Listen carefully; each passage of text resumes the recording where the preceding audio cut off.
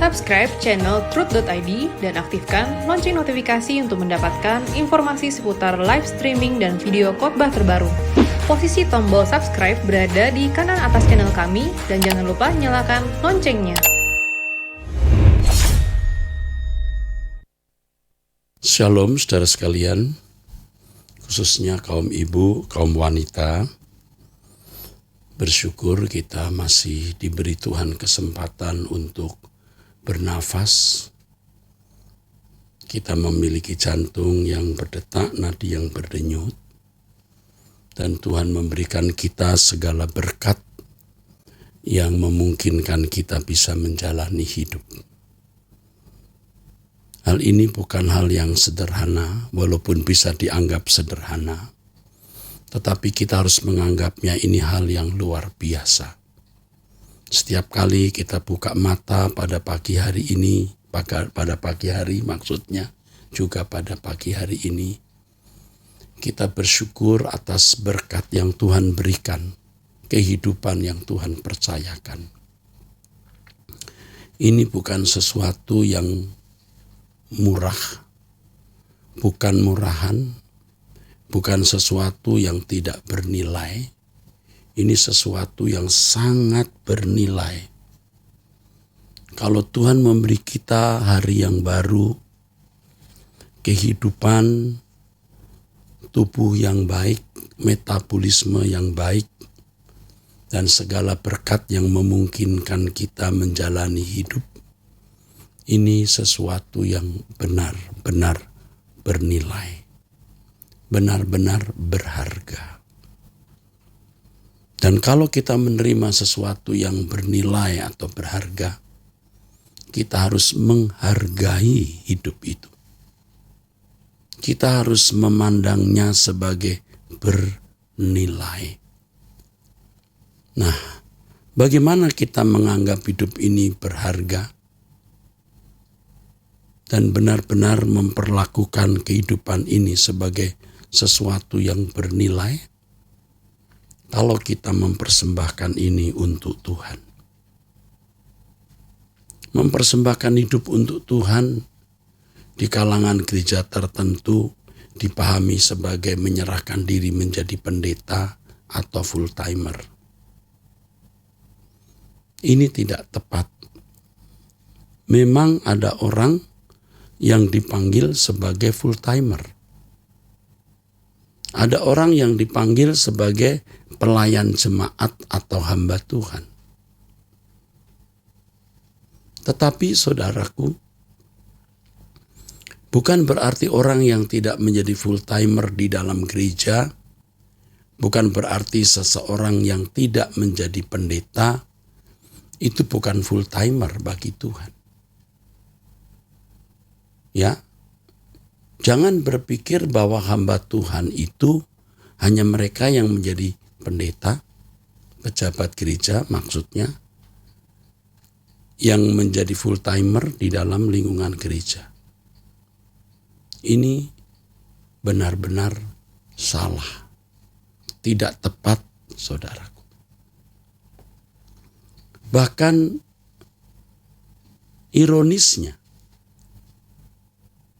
belum tentu seorang yang menjadi pendeta, full timer di dalam gereja, benar-benar mengabdi dan melayani Tuhan. Belum tentu. Faktanya, tidak sedikit orang-orang yang menyerahkan diri sebagai full timer di dalam gereja, menjadi pendeta, hanya karena nafkah. Jalan yang mudah untuk memiliki penghasilan. Bahkan pula ada orang yang menjadi kaya raya karena menjadi pendeta. Dan inilah yang mendorong, menggerakkan banyak orang menjadi pendeta atau full timer. Karena kemudahan mendapatkan nafkah. Menjadi pegawai negeri 20 tahun belum naik mobil. Menjadi pendeta 10 tahun sudah naik mobil. Dan ini yang mendorong orang kemudian menjadi pendeta, menjadi full-timer, dan mengaku hamba Tuhan. Dan ini merupakan pemalsuan, saudaraku, kepalsuan. Saudaraku sekalian, mempersembahkan hidup bagi Tuhan, itu artinya dalam segala hal yang kita lakukan, kita benar-benar melakukannya untuk Tuhan. Dan itulah sebenarnya yang disebut pelayanan yang sesungguhnya, saudaraku. Seperti yang dikatakan di dalam firman Tuhan di 1 Korintus 10 ayat 31, jika engkau makan atau jika engkau minum, atau jika engkau melakukan sesuatu yang lain, lakukanlah semuanya itu untuk kemuliaan Allah. Ini standar hidup umat yang telah ditebus. Standar hidup seorang yang telah dimiliki oleh Tuhan, saudara. Dimiliki oleh Tuhan. Seperti yang dikatakan dalam 1 Korintus pasal 6 ayat 19 dan 20. Firman Tuhan mengatakan bahwa kamu bukan milik kamu sendiri. Nah, saudara, hidup ini menjadi berarti, berharga, bernilai, dan kita benar-benar menyambut, memperlakukan hidup sebagai berharga atau bernilai kalau kita mempersembahkan hidup bagi Tuhan. Saya rindu sekali memiliki kehidupan seperti ini, saudara. Dan saya berjuang. Tetapi kadang-kadang masih saja meleset. Ada kata yang tidak perlu saya ucapkan, saya ucapkan. Ada perbuatan, tindakan yang tidak boleh saya lakukan, saya lakukan. Walaupun itu bukan dosa moral di mata manusia, tetapi ketidaktepatan di hadapan Allah. Ketidaktepatan. Nah, saudara harus tahu bahwa di dalam konteks Kristen, dosa itu artinya tidak mengenai sasaran atau meleset. Kata dosa yang paling banyak digunakan di Perjanjian Baru itu hamartia. Ya, sebenarnya ada kata lain untuk dosa seperti kata parabasis, adikia, kakos, dan lain-lain. Tetapi saudaraku, untuk kata dosa yang paling banyak digunakan dalam Perjanjian Baru itu hamartia, artinya meleset atau tidak kena sasaran. Sinonim dengan kata luncas, tidak kena sasaran. Bagi orang percaya, umat pilihan, dosa bukan hanya pelanggaran terhadap hukum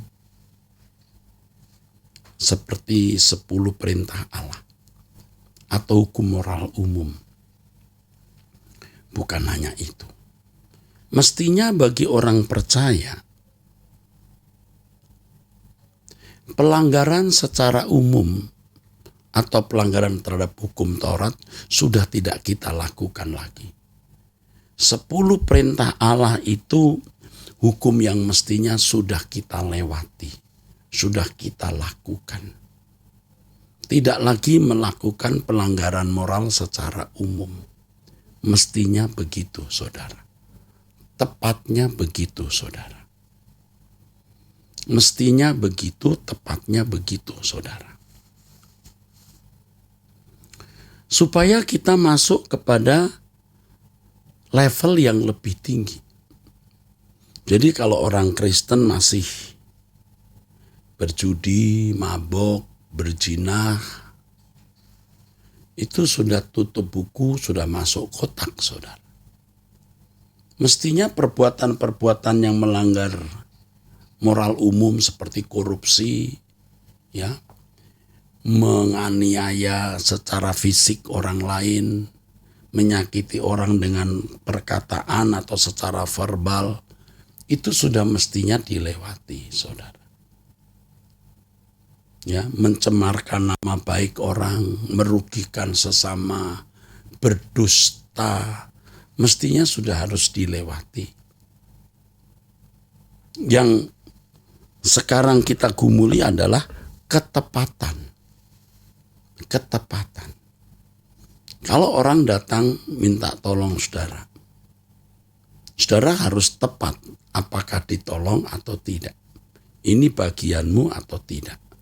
Karena ada orang yang ketika kita tolong tambah malas dan tambah rusak. Dan mereka kalau kita tolong terus jadi benalu.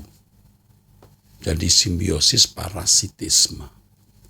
Bukan tidak boleh menolong, kita harus menolong. Harus berbagi. Kalau kita menolong, kita harus punya kepekaan. Ya. Dengan cara bagaimana kita menolong. Kalau kita memberi sesuatu, berapa banyak jumlahnya. Itu sudah harus kita pahami. Kita harus mendengar suara Roh Kudus. Kalau misalnya saya berkhotbah, saya bisa saja memilih banyak tema ya karena punya banyak persediaan tema, baca buku ya. Tidak salah mau khotbah apa saja. Tetapi apakah saya membuka telinga rohani saya untuk mendengar apa yang Tuhan kehendaki harus kusampaikan.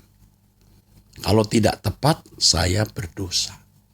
Berdosa artinya meleset. Saudara, inilah tuntutan yang berat bagi orang percaya. Itulah sebabnya Tuhan Yesus berkata, kamu harus sempurna seperti Bapa. Harus sempurna seperti Bapa. Nah, ini ketepatan seperti ini. Dan kalau kita belajar terus hidup di dalam ketepatan, maka tanpa kita sadari kita mengalami perubahan natur atau perubahan kodrat. Dari kodrat manusia, kodrat dosa menjadi seorang yang berkodrat ilahi. Tidak ada yang bisa menghalangi kita kecuali kuasa gelap. Itu pun kita bisa menanggulangi oleh pertolongan Roh Kudus. Tidak ada yang bisa menggagalkan kalau kita memang dalam pimpinan Roh Kudus untuk mencapai kehidupan yang berkodrat ilahi. Saya sendiri sadar belum berkodrat ilahi secara baik atau secara sepenuh atau secara sempurna. Maka saya masih terus belajar, dan saya sendiri masih saja menemukan ketidaktepatan dari apa yang saya pikirkan, saya ucapkan, dan saya lakukan, saudara-saudaraku. Dan ini memang satu hal yang menjadi pergumulan hidup saudaraku. Sepanjang waktu sampai tentu nanti menutup mata. Nah, kembali kepada apa yang tadi saya kemukakan, setiap kali kita bangun tidur, kita diberi Tuhan hari yang baru, kita bisa memiliki tarikan nafas, kita memiliki jantung yang berdetak, kita memiliki nadi yang berdenyut, walaupun hanya ada nasi dan sambal, tetap saja ada yang bisa dimakan. Dan yang pastinya, saudaraku, Tuhan selalu menyediakan berkat setiap hari. Tidak mungkin Tuhan tidak menolong saudara dalam pergumulan hidup mencari nafkah. Karena burung di udara dia pelihara, apalagi kita anak-anaknya. Selama kita tentu bertanggung jawab dan memenuhi apa yang Allah kehendaki untuk kita lakukan, saudara. Kita harus memahami betapa bernilainya hidup ini. Jadi begitu kita buka mata, kita bangun, kita harus menyadari, saudaraku sekalian, berkat yang Tuhan berikan kepada kita. Kita harus mensyukuri berkat yang Tuhan berikan kepada kita, bukannya murahan. Kita diberi kesempatan untuk menjalani hidup dengan segala fasilitas yang Tuhan berikan, dengan segala fasilitas yang Tuhan sediakan bagi kita, saudaraku. Kita bersyukur, saudaraku. Kita berterima kasih kepada Tuhan atas berkat yang Tuhan berikan itu. Jangan kita pandang itu murahan, karena setiap hari kita memiliki atau memperoleh itu, lalu kita memandang, ya itu biasa saja. Mulai hari ini, begitu bangun tidur, kita mensyukuri berkat. Baik berkat jasmani maupun berkat rohani. Berkat rohani maksudnya sukacita, damai sejahtera Allah, dan pendewasaan rohani yang Allah sediakan bagi kita. Kita harus bersyukur dengan sungguh-sungguh. Saudaraku, ada satu lagu yang saya gubah. Kalimatnya begini: jikalau bukan Tuhan yang menolong hidupku, ku tak seperti sekarang ini. Jikalau bukan Tuhan yang menyelamatkanku, musuh telah membinasakanku. Hanya oleh kasih-Mu, berkat anugerah-Mu, aku ada sebagaimana ku ada.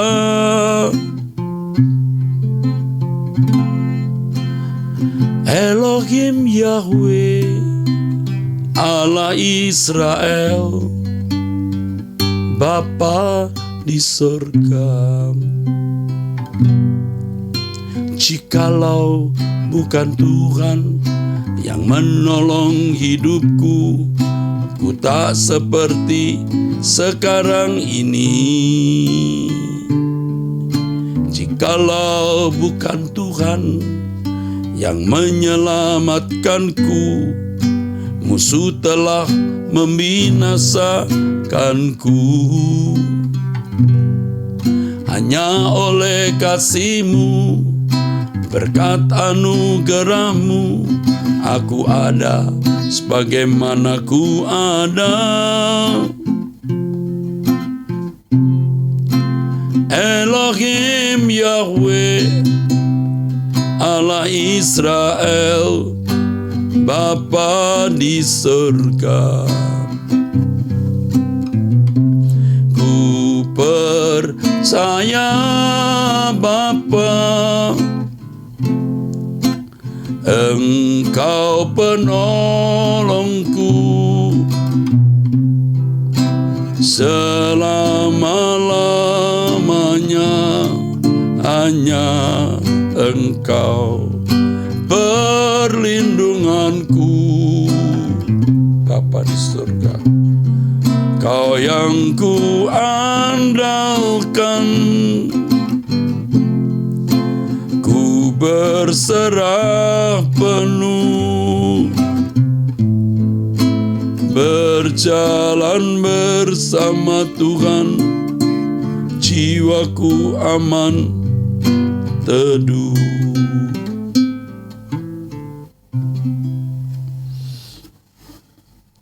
Tidak banyak orang yang benar-benar bersyukur loh saudara.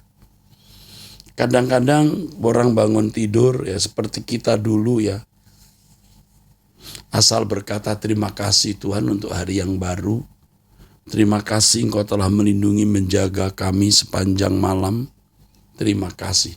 Tapi tidak menghayati sungguh-sungguh bahwa benar-benar Tuhan memelihara kehidupan jagat raya, memelihara kita, dan memberikan semua fasilitas sehingga kita bisa menjalani hidup. Coba kita renungkan dengan sungguh-sungguh supaya ucapan syukur kita kepada Tuhan itu berkualitas.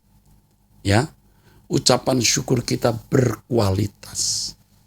Mungkin ada di antara saudara yang berkata, keadaan saya buruk sekali, Pak.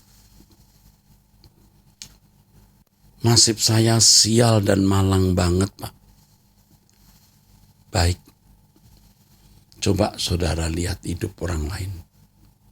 Memang ada yang lebih baik dari saudara. Tapi percayalah ada yang lebih buruk, lebih parah keadaannya.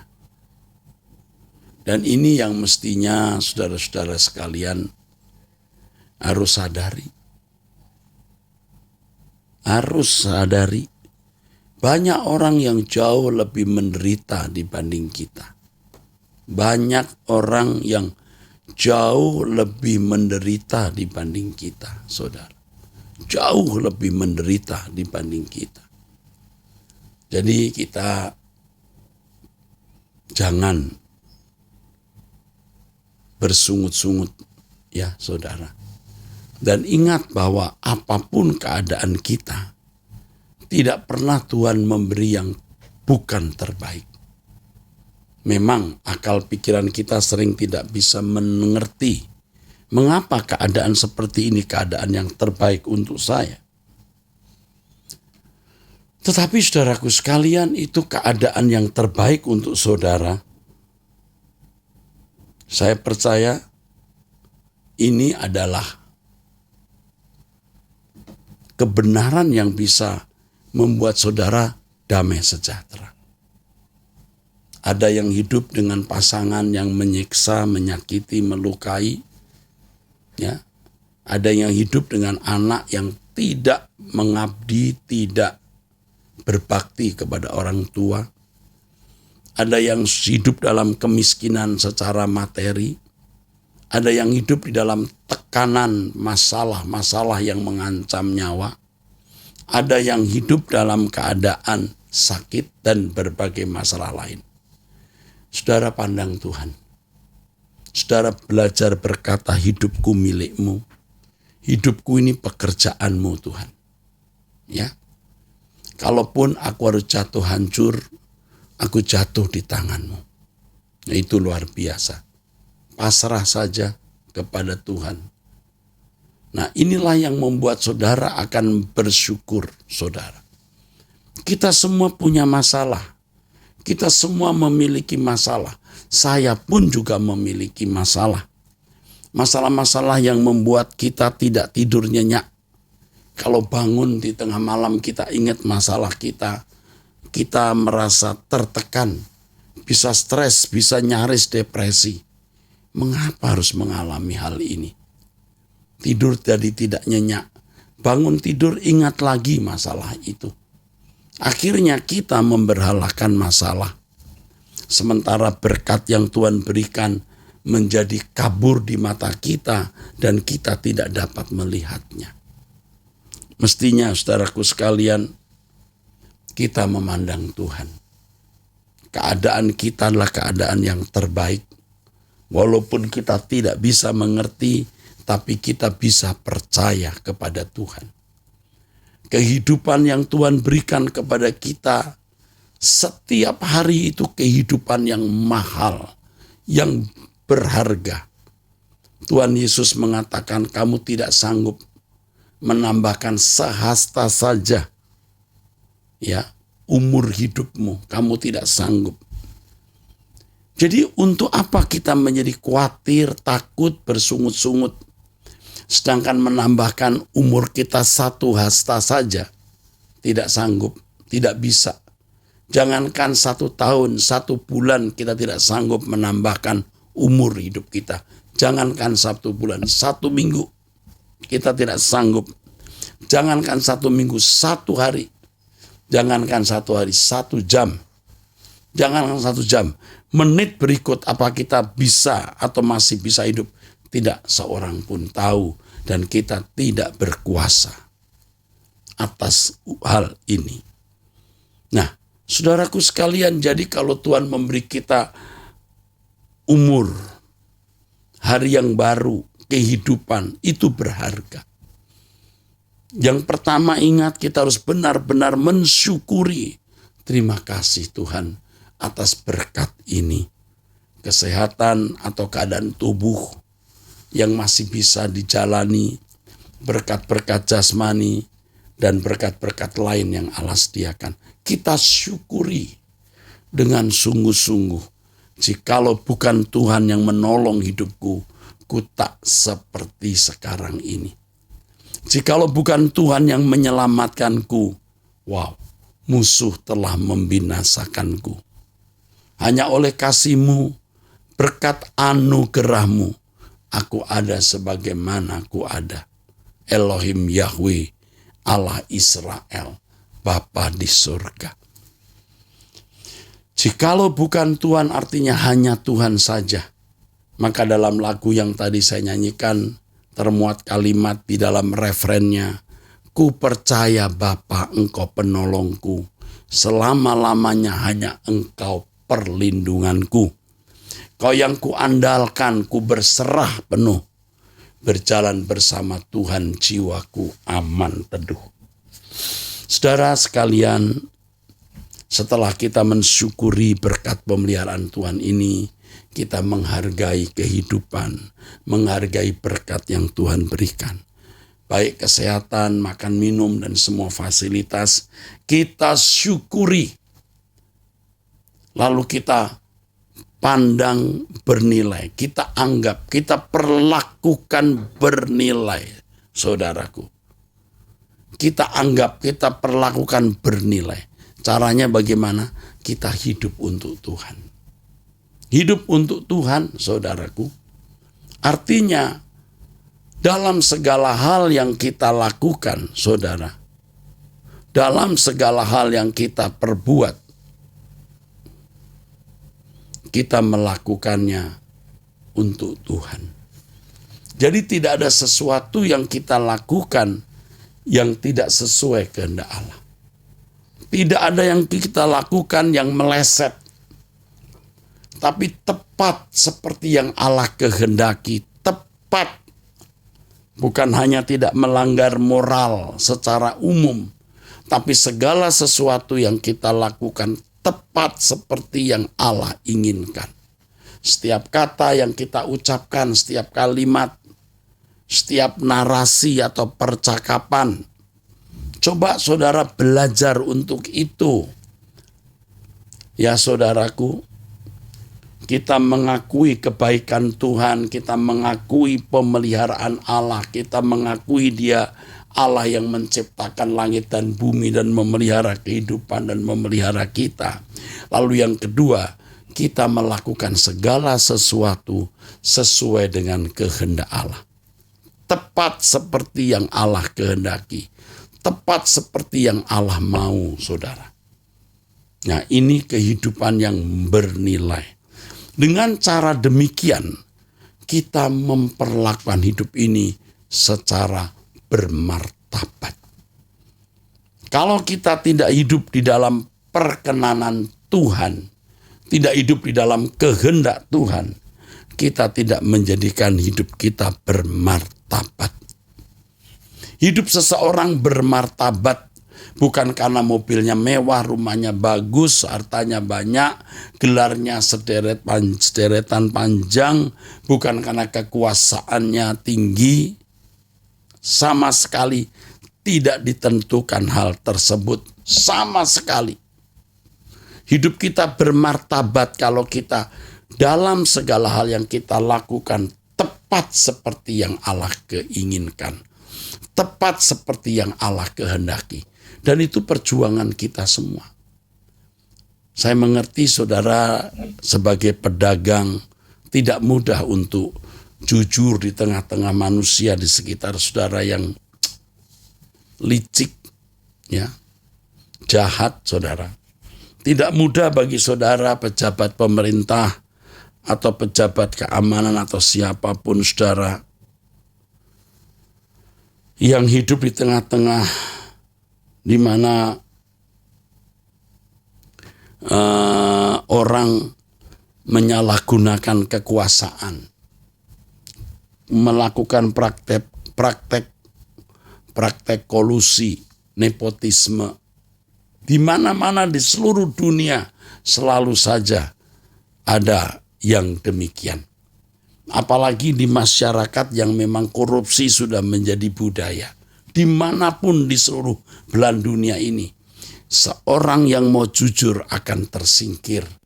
Seorang yang mau menegakkan integritas kejujuran malah akan dibuang.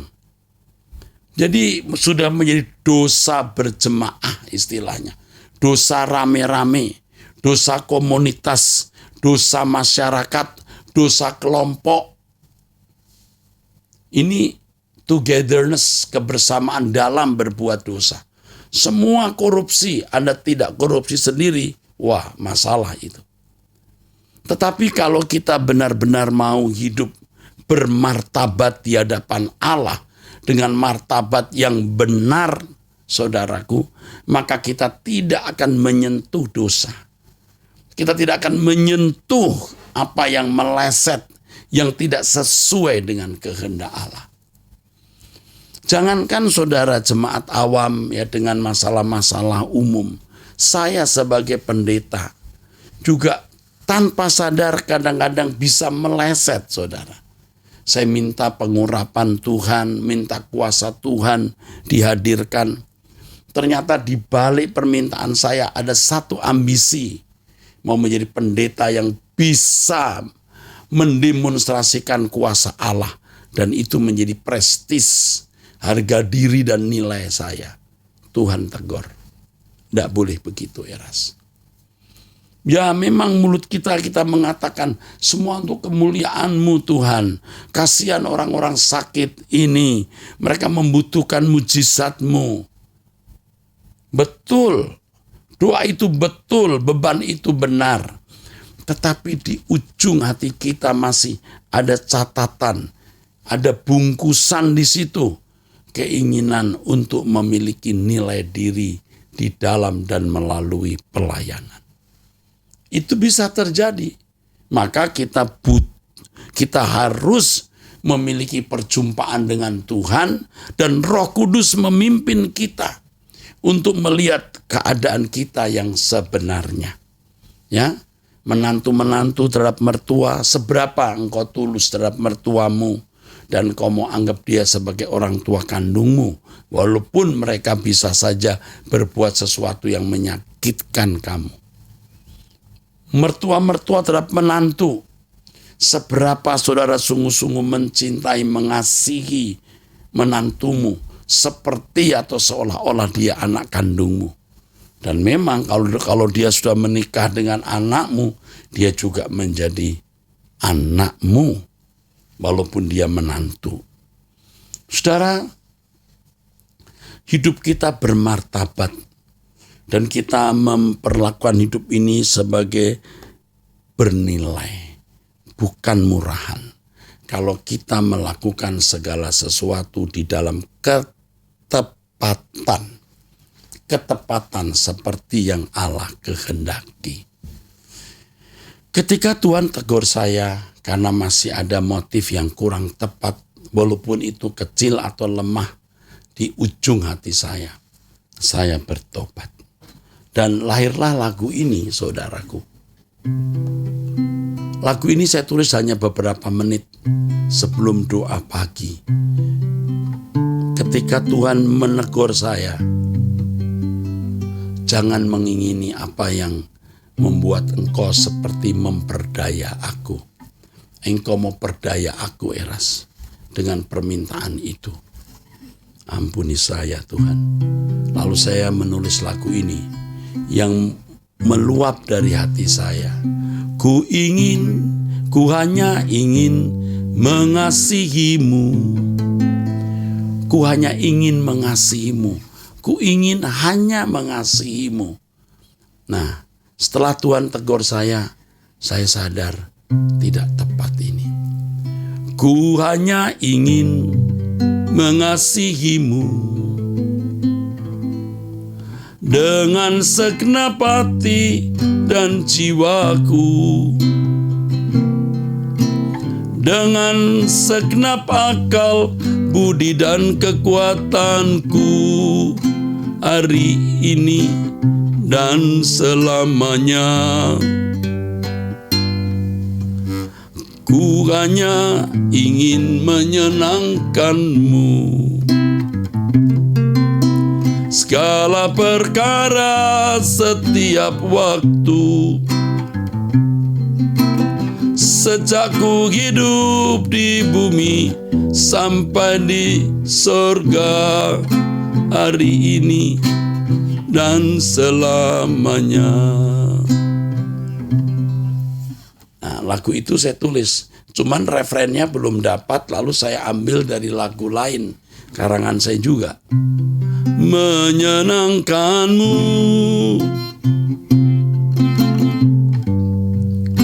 menyenangkanmu,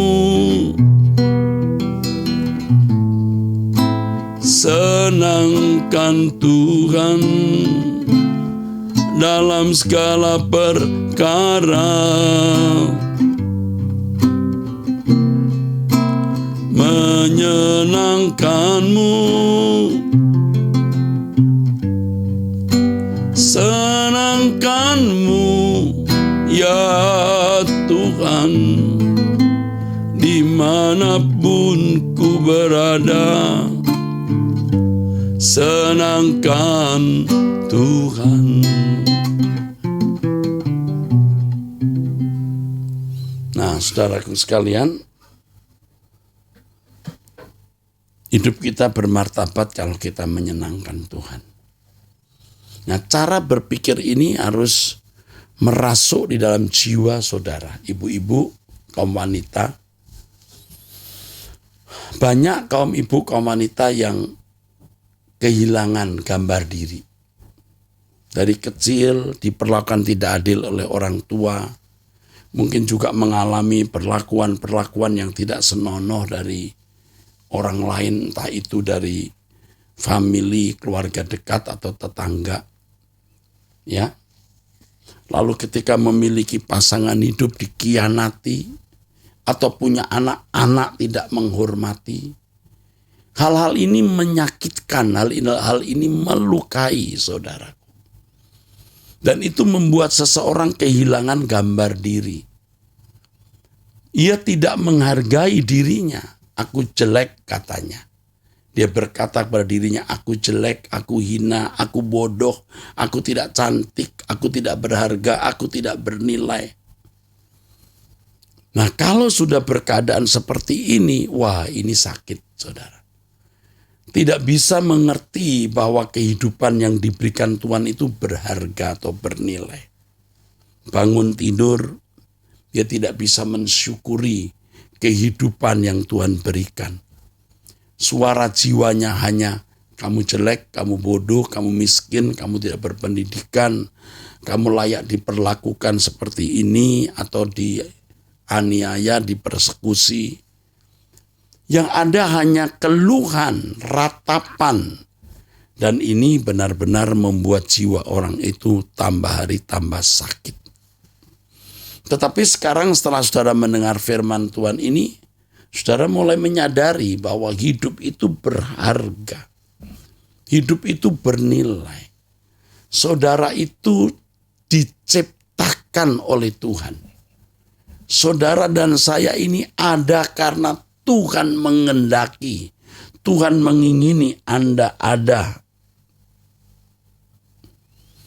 Tuhan mengendaki supaya Anda benar-benar menjadi anak-anak Allah yang bernilai sampai kekekalan. Dunia merusak gambar diri banyak orang, khususnya kaum ibu, kaum wanita tadi, ya. Ya, kalau seorang ibu dikhianati suami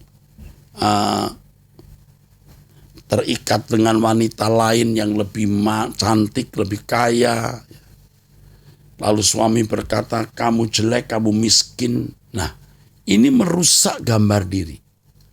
Saudara kaum ibu, kaum wanita, jangan pedulikan apa kata orang. Jangan anggap, jangan reken, saudara. Engkau berharga, engkau bernilai di hadapan Allah. Allah yang menciptakan saudara, Allah yang menghendaki Anda ada di bumi ini. Dan kalau Allah menghendaki Anda ada di bumi ini, Allah memiliki rancangan yang indah. Rancangan yang pertama, saudara, menjadi instrumen yang menyukakan hati Allah. Menjadi alat untuk menyenangkan hati Tuhan. Yaitu dengan melakukan ketepatan-ketepatan dalam segala hal yang kita pikirkan, ucapkan, dan lakukan. Ketepatan-ketepatan bertindak. Haleluya. Ini yang Tuhan mau. Dan itu sudah menjadi kesukaan di hati Allah.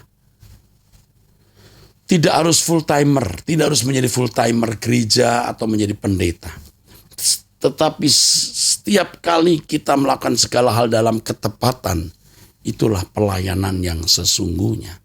Saudara menjadi berharga dan bernilai di hadapan Tuhan. Ini harus saudara pahami, saudara mengerti, dan saudara benar-benar terima. Supaya saudara tidak menjadi rendah diri. Ya saudara, kehilangan gambar diri. Melalui pemberitaan firman Tuhan ini saya sampaikan, temukan gambar dirimu, saudara. Temukan gambar dirimu, saudara. Engkau adalah makhluk yang diciptakan segambar dengan Allah. Dan Allah kehendaki saudara menjadi serupa dengan Dia.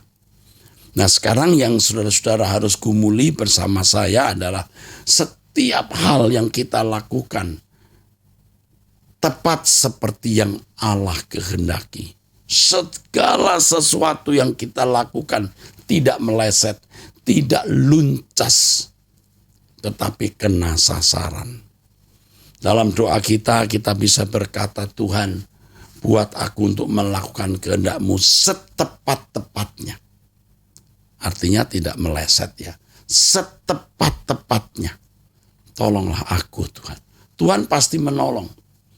Saudara memiliki banyak persoalan, jangan tenggelam dan hanyut dalam persoalan-persoalan tersebut.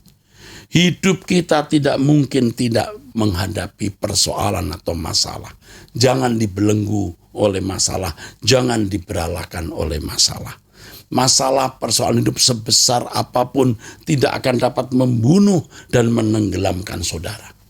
Kalau saudara mengarahkan diri kepada Tuhan, menghargai hidupmu yang adalah ciptaan Allah, menghargai harimu yang di dalamnya Tuhan memberikan karunia anugerah-anugerah, dan hargai harimu dengan melakukan apa yang tepat seperti yang Allah kehendaki. Untuk itu saudara bisa berdoa kepada Tuhan, mohon agar saudara memiliki ketepatan di dalam bertindak.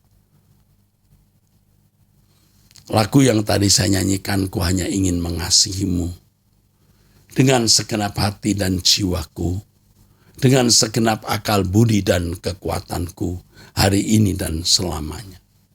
Lagu yang menyembuhkan jiwa kita. Kita bisa memiliki keadaan yang kasih cinta kita ditolak oleh orang yang kita cintai. Apakah itu pasangan hidup, apakah itu anak, apakah itu orang tua. Tapi Tuhan tidak akan menolak kasih yang kita berikan kepadanya.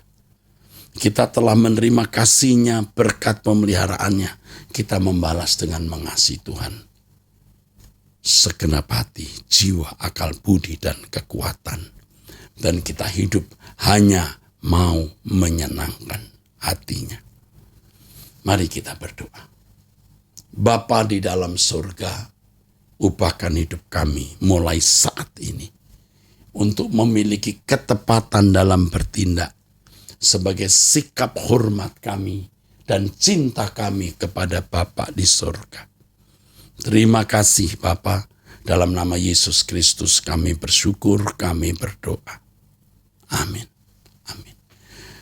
Saudara jangan lupa mensubscribe Truth ID Kita jumpa di Wanita Surgawi episode yang akan datang. Tuhan memberkati saudara.